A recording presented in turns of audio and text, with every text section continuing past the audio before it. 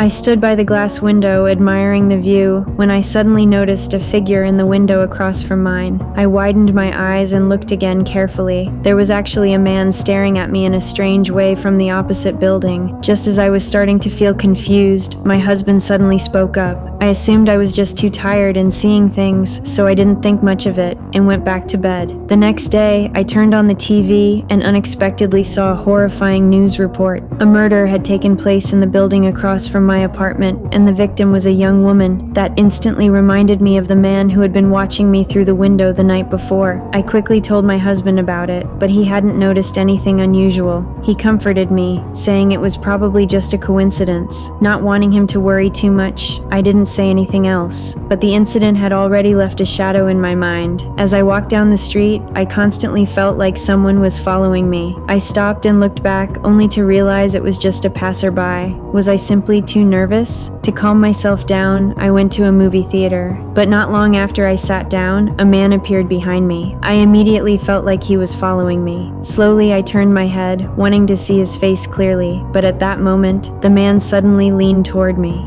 I quickly stood up and left the theater. Afterward, I went to a supermarket to buy some fruit, but I noticed a man watching me from nearby. At first, I treated him like any other customer, but after walking a short distance, I realized he had followed me. I cautiously looked again and recognized him as the same man from the theater. At that point, I was certain he was stalking me. I hurried away, accidentally knocking over a shelf beside me. Hearing the noise, the man immediately looked in my direction. I quickly hid inside the emergency stairwell, then carefully peeked through the window. Sure enough, the man had followed me there. Just as I had no idea what to do, an employee suddenly called out to me. After the worker showed me the side exit, I hurriedly left the building. When I got home, I told my husband that someone had been following me. He found it hard to believe, so he immediately took me back to the supermarket to check the security footage. The footage clearly showed that while I was hiding in the stairwell, the man was standing outside staring at me. But my husband insisted the man might have been looking somewhere else. I then showed him the photo I had secretly taken of the man. That day, my husband suddenly had to work overtime, leaving me home alone. But everything that had happened that day terrified me. I called him, hoping he could come home earlier.